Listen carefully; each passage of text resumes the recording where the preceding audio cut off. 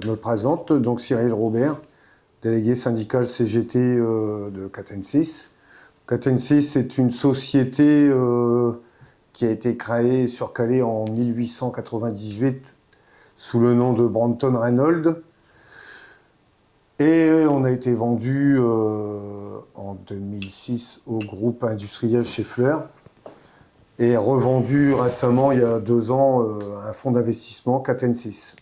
Donc c'est la même société qui a changé 3 fois de nom. Qu'est-ce que vous fabriquez? Donc on fabrique de la chaîne de distribution pour les moteurs thermiques automobiles. Avec les annonces du marché européen, avec la fin du thermique en 2035, effectivement, c'est pas des bonnes nouvelles pour le site de Calais, en sachant que on nous a essentiellement octroyé le secteur européen.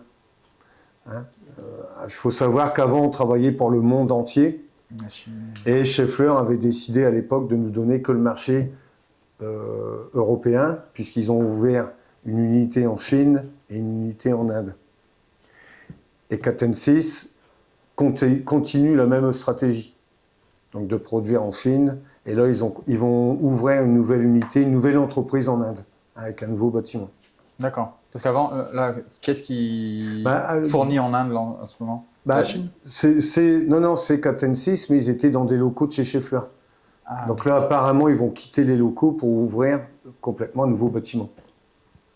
Alors, je vous dis, les éléments que je vous dis là, c'est tout a priori, parce que quand on leur pose la question CSE, combien ils investissent en Inde, tout ça, ils nous répondent que ça ne nous regarde pas. Donc ils ne sont pas transparents du tout sur ce qu'ils sont en train de faire dans les autres pays. Tout ce que je peux vous dire, c'est que quand Schaeffler a ouvert l'unité en Chine, ils sont partis de 0. Aujourd'hui, ils sont plus nombreux que nous. Et ils sont à plus de 200 personnes. Nous, on est arrivé à 170 personnes. Donc là, on se voit, l'année dernière, on s'était vu par rapport au PSE qui foutait dehors pas mal de monde jusqu'à fin 2025. Ouais.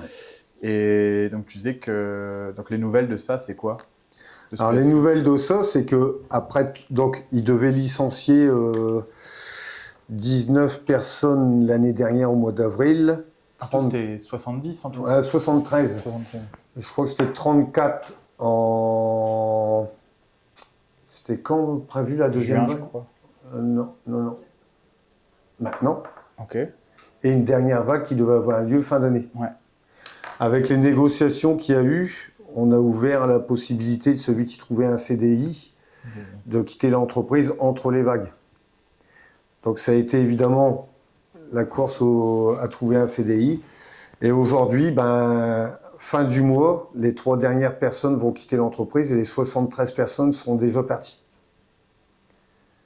Alors ils sont partis, pour certains, ils ont ouvert des sociétés, repris un commerce ou s'installer à leur compte pour créer des micro-entreprises. Et 90% des gens sont partis sur le Dunkerque. Dans quelle boîte? Alors Arcelor, Vercor. Alors Arcelor, c'est un truc de dingue. Les copains, ils ont quitté ici, ils ont signé leur CDI et dans les 15 jours qui suivent, ils chômaient. Par contre, quand ils ont signé leur contrat, on leur a pas dit qu'ils allaient faire du chômage partiel. Hein. Ils l'ont découvert. Et puis maintenant, avec les nouvelles, on a croisé un collègue qui est parti en production là-bas. Il dit que c'est la même ambiance qu'ici. Hein. Tout le monde a le moral dans les godasses. Voilà. Il dit « J'ai quitté une entreprise qui va mal pour repartir dans une entreprise qui va mal. » Voilà. Est-ce qu'il y a une industrie qui fonctionne bien en ce moment? Sur Calais, j'ai pas trop de nouvelles d'Alcatel, mais ça n'a pas l'air non plus extraordinaire, d'après ce que je peux voir. Et puis après, d'autres industries à Calais, j'en connais plus. Il y a Graftech encore? Graftech, ouais. Et encore, je crois que... Mais... Ils chômaient l'année dernière, ils chômaient. Ils sont dépendants c'est d'Arcelor, je crois. Ouais. Enfin, une certaine mesure, je crois. Ouais, sinon... hier, je me suis bien aperçu au 1er mai qu'en industrie, il n'y avait personne. Hein. Il y avait les pauvres copains de Draco qui étaient là, Prisman. Mais il n'y a plus d'industrie. Il y avait aussi le copain de Noyon, que j'ai oublié de citer d'ailleurs, dans les entreprises qui vont... Alors lui, il n'est pas fermé, mais ça va très très mal aussi, Noyon. Hein. Marc Picou. Marc Picou, mon copain Marc Picou, ouais. Voilà. L'industrie, nous, Catensis, IRES, Alcatel, les copains de Prisman, ils ont disparu, Tioxide a disparu, Calais a disparu, Mécano a disparu, il ne reste plus rien. Plus rien. Et je vous dis que travailler dans l'industrie aujourd'hui, c'est pas facile. Le combat qu'on a mené pour que les copains puissent partir correctement, c'était très compliqué. On a affaire à des patrons très méchants. Ce sont des salopards. Je pèse mes mots. Vous êtes combien là encore dans la boîte? Donc là, on est 173. Et récemment, on a notre dirigeant allemand qui est venu, Monsieur Aberkorn, et lui il nous dit que l'effectif va être trop important. Donc on n'a pas encore fini le plan social, qu'il nous annonce déjà la couleur, qu'on va être trop nombreux. Par contre, il nous dit PSE, ça coûte trop cher. Hein. S'il peut faire partir les gens sans accompagnement et sans argent, ce serait mieux. Ça, vous êtes d'accord, évidemment. Ah bah, bien sûr, ouais. Bah, ouais. Vous avez des gens qui sont... C'est quoi, ça peut être à base de départ non renouvelé, en retraite, des choses comme ça, ou ces gens-là sont déjà... Bah, les départs en retraite, il n'y en a plus tant que ça. C'est déjà bien écrémé. Ah, c'est déjà bien parti. Hein. Il doit plus en avoir beaucoup. J'ai pas le chiffre exact, mais genre, à vue de nez comme ça, allez, eux, ils parlent déjà ils verraient un effectif entre 120 et 140 personnes. À quelle date, on ne sait pas, mais c'est ce qu'ils nous a annoncé. Ah, qui resterait. Ouais. Il resterait entre 120 et 150. Ouais. Mais vous ne savez pas quand? Ah non, on ne sait pas quand. Il annonce ça, mais on ne sait pas quand.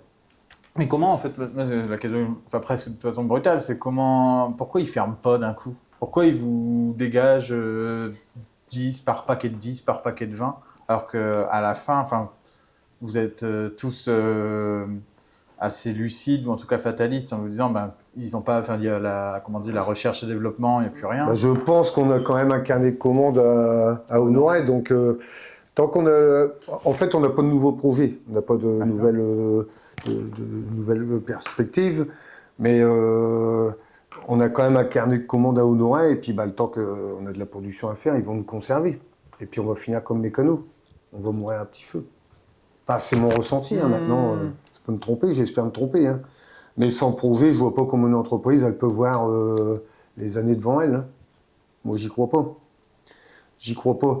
Et puis, là, ils sont en train de vendre pas mal de choses. Ils ont vendu pas mal de matériel. Ils ont profité qu'on partait en week-end CSE il y a 15 jours. On est parti au Puy du Fou 3 jours avec le CSE. Ils ont fait venir une société extérieure. Et puis ils ont embarqué des machines pour envoyer en Inde et en Chine. Quelle coïncidence. Ouais, monsieur le directeur dit que c'est le hasard du calendrier. Ouais. Voilà. Donc voilà un peu les nouvelles de Catensis. C'est pas très glorieux. C'est même plutôt inquiétant. Tout ce qu'ils nous avaient promis dans le livre 2 du PSE. Donc ils nous avaient promis dès l'année dernière qu'ils devaient fermer la Slovaquie. Catensis Slovaquie pour ramener les tendeurs, la production de tendeurs sur le site Sapolieu. Ils nous avaient annoncé du découpage de plaques sur le site de Calais. Ils font l'inverse. Tout ce qu'ils ont promis et qu'ils projetaient de faire dans le livre 2 du PSE, tout est tombé à l'eau. Tout ce qui était, si on peut dire, positif, dans le livre 2, si on peut dire que c'était du positif, ça n'a pas eu lieu. Ils font l'inverse. Les promesses se engagent que ceux qui y croient. Voilà. Comme disait l'autre. Comme entre-temps, on a changé de directeur, Monsieur Aberkorn, qui est arrivé, lui, il dit « c'est pas moi qui vous ai promis ça ». Voilà. Alors, il se pose la question, maintenant, pourquoi on ne les croit plus? Les salariés, on n'y croit plus, malheureusement. À force de nous raconter des bobins, on ne les croit plus. On n'a aucune confiance en eux. Donc là, d'une part, on parle de la direction, qui est en gros dans son rôle, dans sa logique depuis le début de fermer à petit feu la source de production. Et de l'autre côté, tout ce qui concerne l'État, les possibilités, tu sais, on parle à Arcelor de nationalisation, on parle de politique un peu, tu sais, la réindustrialisation, etc. Et même à l'échelle locale, il n'y a pas de... À l'échelle locale, je vois que l'année dernière, il y avait eu un plan... Le rebond industriel. Ouais, on n'a même pas été conviés, nous. Donc, on était en plein PSE. Ils se sont réunis à la sous-préfecture. Catensis, ils ont dû nous oublier. Ou alors, ils ne connaissent pas l'adresse. J'ai rencontré la sous-préfète il y a 6 mois à la sous-préfecture. J'y suis allé avec 2 camarades de la CGT. Ils m'ont convié pour aller la rencontrer. Elle m'a dit, voilà, je fais une priorité de venir sur votre site vous rencontrer. Donc effectivement, elle est venue. Elle est venue 6 mois après. Elle est venue rencontrer notre direction. Ça n'a abouti à rien. Elle devait venir avec Madame Bouchard. Alors, c'était le branle-bas de combat ici. Madame Bouchard, elle vient, vite, il faut nettoyer l'entreprise. Alors, ils ont nettoyé l'entreprise, tout ça. Le lendemain, la sous-préfète, elle est venue, mais sans Natacha Bouchard qui n'a pas prévenu et qui a posé à lapin notre direction. Et je voudrais ajouter la mairie de Calais, Madame Bouchard. Aucun soutien pour les salariés, aucun soutien. Elle s'occupe de sa place de Calais, de son dragon, c'est tout. Voilà. Donc le combat, on le mène dans nos boîtes. On n'a aucun soutien, ni de l'inspection du travail, ni de la DRIX, personne. Enfin, du départ, nous, on n'a jamais compté sur ces gens-là. Du départ, nous, on l'a annoncé, on ne compte pas sur eux. Si jamais Arcelor, ça change quelque chose, tant mieux pour eux. S'ils peuvent intervenir et puis les aider, tant mieux. Ça, ils ont prouvé dans le passé que j'ai vu hier aux informations, ils rafraîchissaient la mémoire avec... c'était à Florange. Ils avaient promis, puis ils n'ont rien fait du tout, puis ils ont fermé. Donc si jamais ça peut les aider, pourquoi pas. Mais nous, ici, il n'y a personne qui viendra nous aider. L'avantage, c'est qu'on ne vous promet rien. Moi, il n'y a pas de... nous, on n'a pas eu de promesse.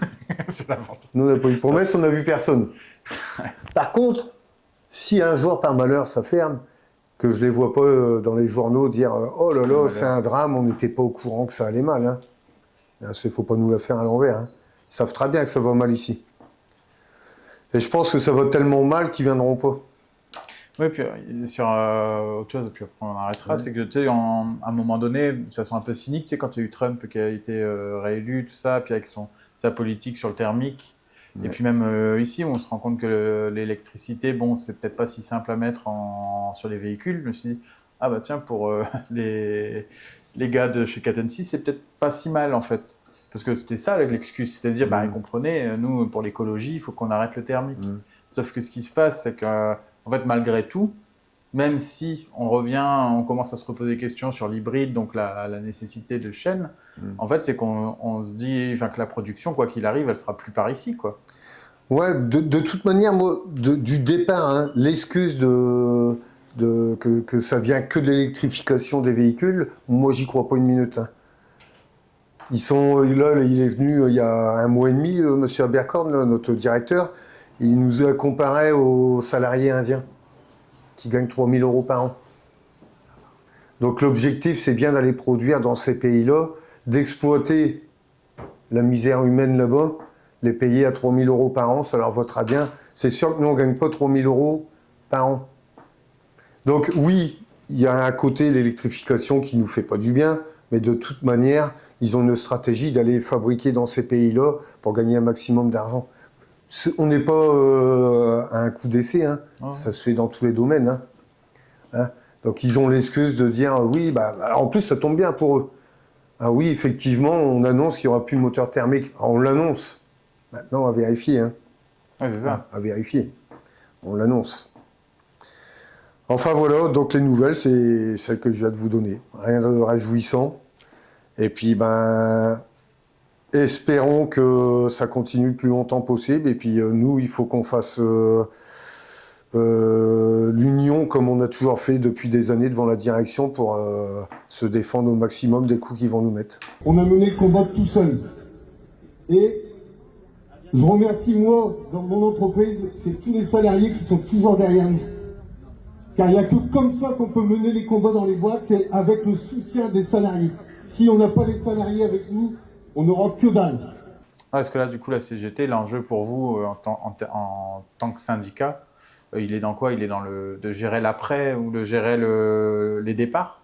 Bah, l'inquiétude, enfin, moi, mon premier but, c'est que l'entreprise a duré plus longtemps. Hein. Hein, nous, on ne court pas pour une prime de licenciement, on court après le travail. Hein. Nous, on veut des nouveaux marchés. Maintenant, si par malheur, on devra fermer l'entreprise, il est certain qu'on n'a pas envie de partir les poches vides. Hein. Comment on fait quand on est syndicat pour faire ça, pour essayer de ralentir la fermeture d'une boîte? C'est quoi les leviers que vous avez, vous? Les leviers qu'on a, ils sont très, très limités. C'est eux les décideurs et puis ça nous tombera dessus. Non, quand je vous dis, il faut qu'on continue à se battre pour... vous voyez, là, ça va être les négociations salariales. Malgré que l'entreprise, c'est pas, on sait que c'est pas extraordinaire, et ben on va se battre quand même pour avoir une augmentation de salaire. Et les NAO, c'est quoi? C'est là, c'est mai, c'est juin? Là, on a notre deuxième réunion le 7 mai. C'est marrant, l'année dernière, c'était pareil, on s'était vu. Et en fait, tu avais les NAO juste après, du coup, vous aviez fait grève. Voilà, et on avait obtenu 3% d'augmentation. Ils avaient proposé 0,8 et je sais plus, ils avaient fait un écart en fonction, ça c'était soumis à condition de... Ouais, ils avaient fait tout des drôles de choses comme ils ont l'habitude de faire. Hein, vous avez eu 3%. Alors la tension, elle est au maximum là. Il y a une tension entre nous et eux qui est permanente. Alors évidemment, quand ça commence à aller mal, on en a après le syndicat, c'est le syndicat qui freine tout. Hein. On ne l'accompagne pas, ce monsieur, dans son projet. Alors, son projet, c'est de vendre les machines, c'est de vendre le bâtiment, c'est de vendre... Et il faudrait qu'on l'accompagne là-dessus, nous on n'est pas d'accord. Il n'y a pas grand monde qui doit être d'accord dans Non, la boîte. il n'y a que lui. Il n'y a que lui qui est d'accord avec son projet. C'est qu'il manque de pédagogie, comme on aime bien dire. Ouais, et puis il nous prend surtout pour des lapins de 6 semaines. Hein. Il pense qu'on va croire, avec tout ce qui nous est arrivé, qu'on va croire tout ce qu'il nous raconte. Non, non, on a vu son petit manège. Voilà. Bon, à la prochaine. Bah ouais, merci.